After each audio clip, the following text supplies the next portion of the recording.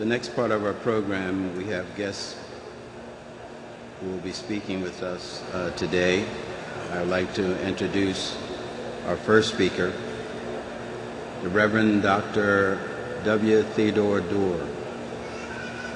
Reverend Dr. W. Theodore Doerr received the Bachelor of Arts degree from Hamilton College, the Bachelor of Divinity degree from Princeton Theological Seminary, and his PhD from the Johns Hopkins University.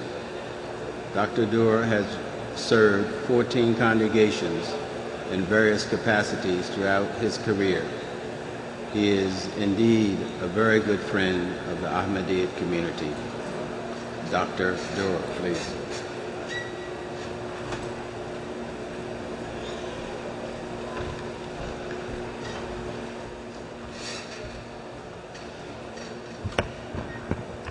Shalom alaikum.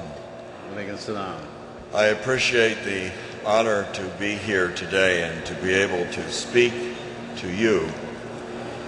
I'm from a congregation in Baltimore where one of your members, missionary Shamshad Nasser, spoke on the 6th of August.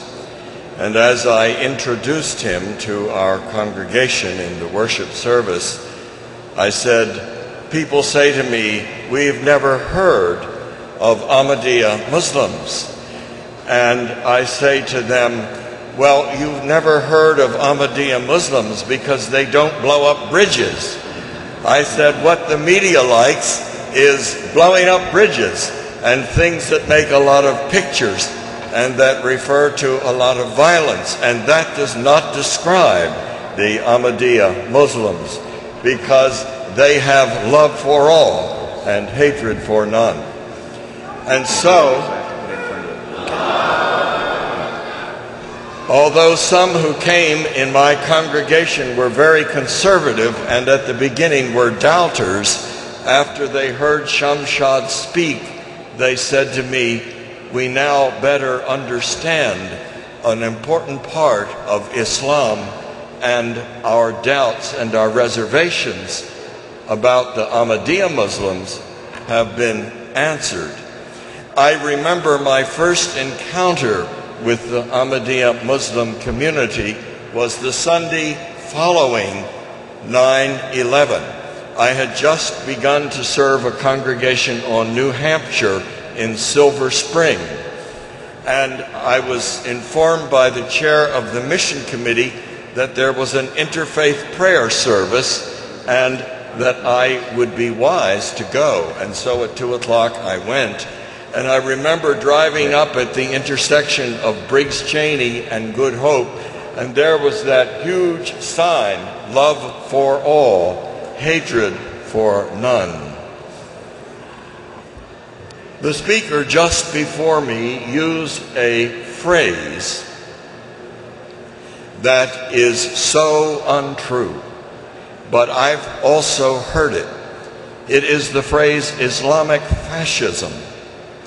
Anyone who uses that phrase understands neither Islam or fascism, for the two words do not belong together. It is an oxymoron, and we must help the world realize the truth that we believe in love for all, hatred for none. I visited your Humanity First exhibit, and it reminded me of the fact that our congregation is part of a group of churches that every single night shelter the homeless and feed them before they go out in the morning. This is what our joint faiths are all about. Love for all, hatred for none. There are three words that I want to mention in conclusion, and just one of them, I must explain it when I use it, and that is the word terrorism. Terrorism is the creation of fear in the heart of any man, woman, or child. And it can be done by a misinterpretation and misuse of the idea of jihad, or the creation of an IED, or a bomb, or it can be done by a government or any organized group that creates the fear of death in the heart of any man, woman, or child. It is the opposite of love for all and hatred for none.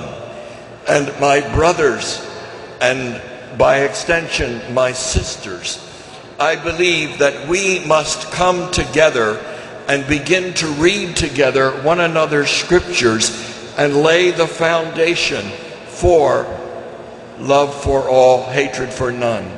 If the doors to this auditorium were sealed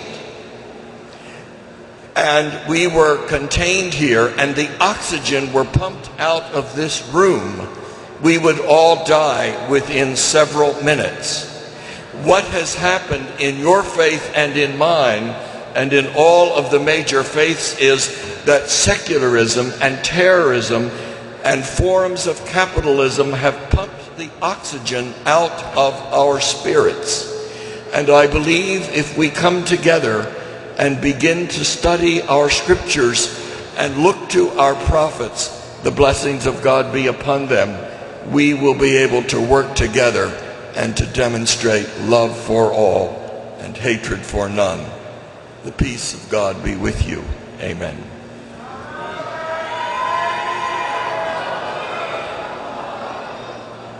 We'd like to thank our dear Reverend Dr. W. Theodore Doerr for those kind and sincere words. Our next guest speaker will be Congressman Tom Davis.